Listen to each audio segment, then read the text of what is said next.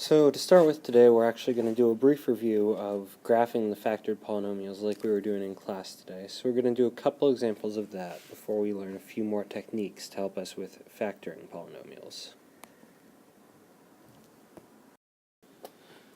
So I've written down the factored form equation of the polynomial that I'd like to graph. And let's start out with a few things we should notice quickly. First of all, it is cubic. Leading coefficient is 1, so positive leading coefficient, so my end behavior is going to look like this. Let's see, I'm going to have my x-intercepts at 2, -3, and 5 will be my x-intercepts. My y-intercept I'll get by plugging in a 0 for x is going to give me 30. So let's put this all together. Let's make my y-scale, I think it's going to have to be 5 in order for me to get through this. And I'll leave my x-scale at 1.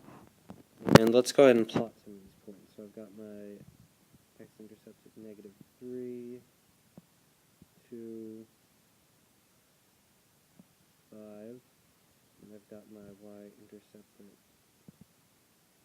30 right here. And I know my own behavior, and I'm pretty much ready to connect these dots here, looking something like that. So there's a quick graph of that factored polynomial. And let's take a look at one more. This one is different because it's not true in this one that all the factors are linear. But what I have here is I've got a 4th degree polynomial with a negative leading coefficient, so my end behavior should look something like this. I know that my x-intercepts will be 2, -3, and that final quadratic factor doesn't have any real x-intercepts, so I'm not going to worry about that one in terms of x-intercepts. And for my y-intercept, I will have -24. I'm sorry, -48, -48. I forgot my leading coefficient there.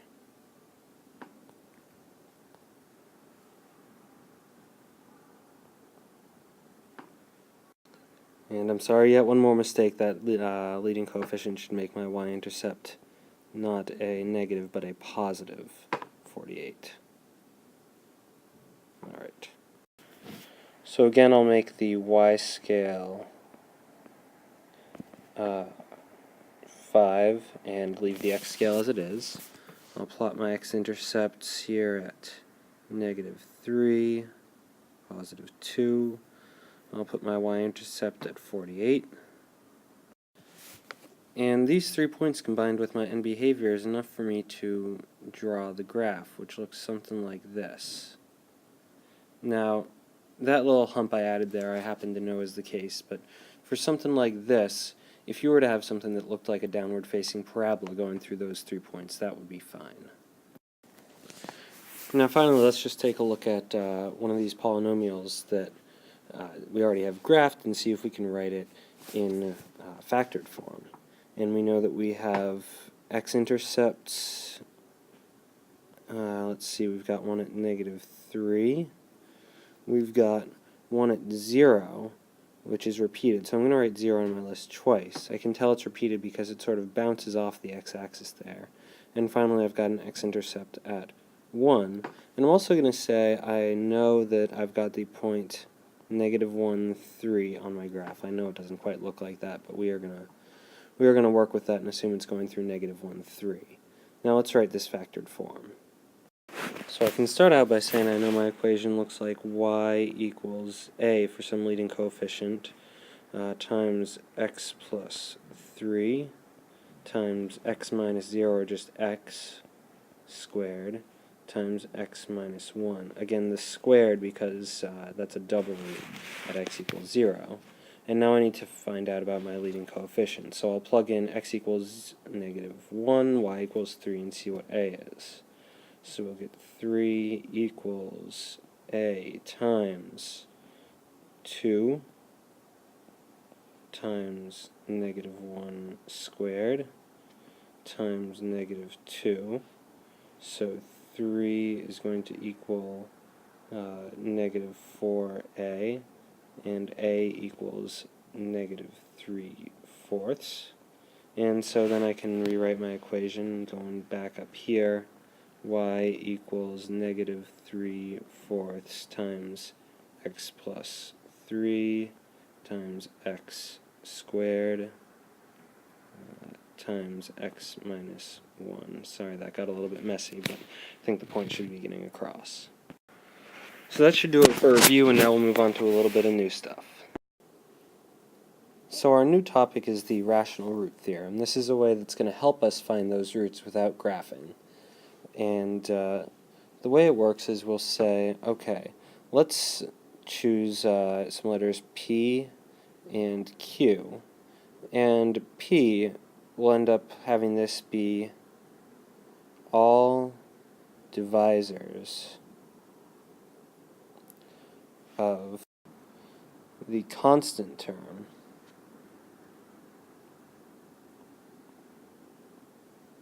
of a polynomial, and Q is all divisors of the leading coefficient.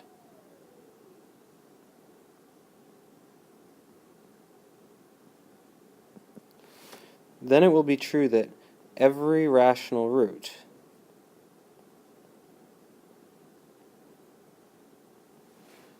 is of the form P divided by Q. So again, that's every root that's either a fraction or a whole number is going to be of the form P divided by Q. So let's take a look at this in practice. So let's consider the polynomial I've written at the top of the screen here. And we'll say P, we recall, is going to be all factors of the constant term, negative 10. So P could be, well, plus or minus 1. All of these are going to be positive or negative. Plus or minus 2, plus or minus 5, and plus or minus 10. And Q, we said, is going to be all factors of the leading coefficient, so that's going to be plus or minus 1 and plus or minus 2. And so what are my possible roots? Well, we would have plus or minus 1 over 1, so just plus or minus 1. We've got plus or minus 1/2. We've got plus or minus 2. We've got plus or minus, 2 over 2 is just 1 again, so I don't need to repeat that. Then I've got plus or minus 5, plus or minus 5/2.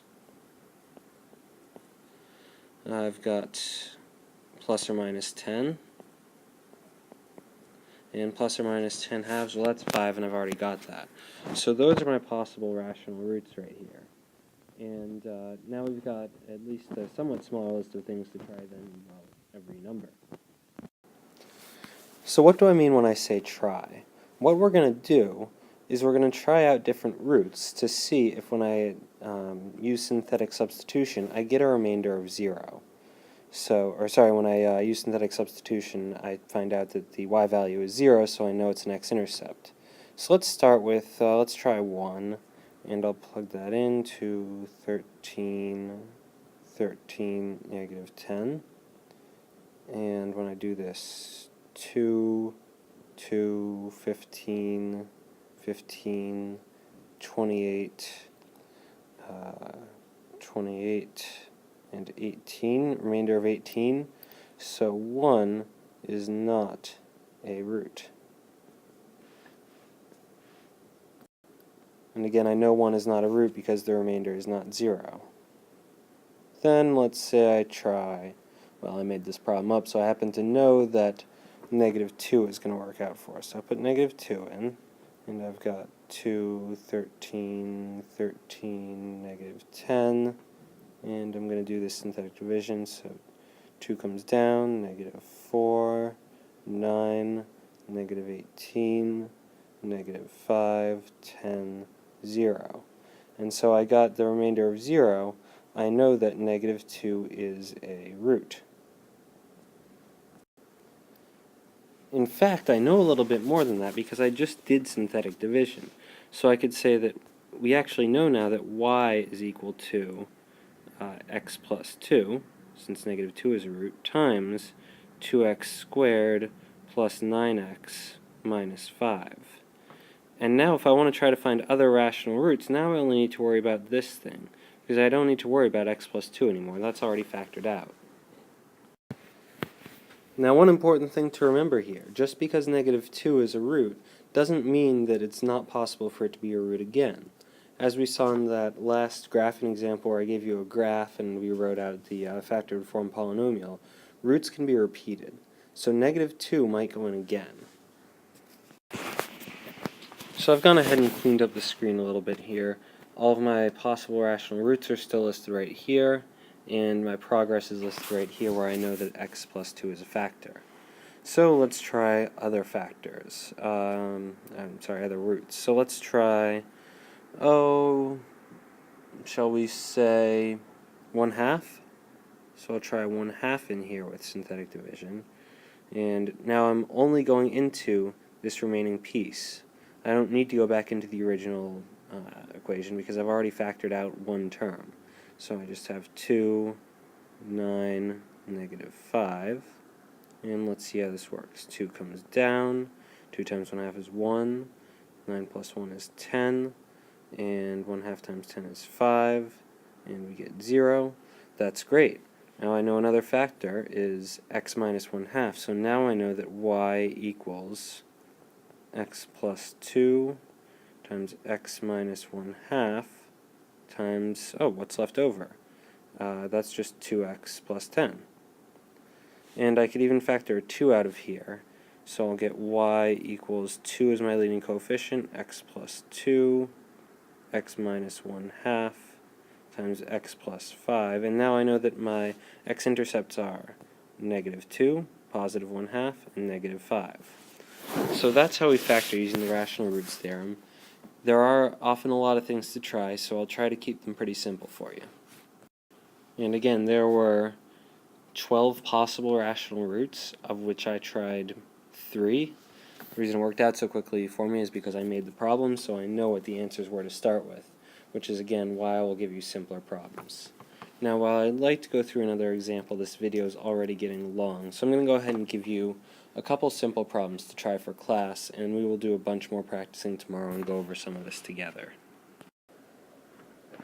So I think I'm just going to have you prepare this one problem. I've made sure that it works out nicely and that there aren't going to be that many roots for you to try. Since there's only one problem, I do expect that you're going to work on this and work hard and come up with a good solution for me. So please factor this polynomial completely. Since it's a cubic, you should have 3 linear factors in the end, and I will see you tomorrow.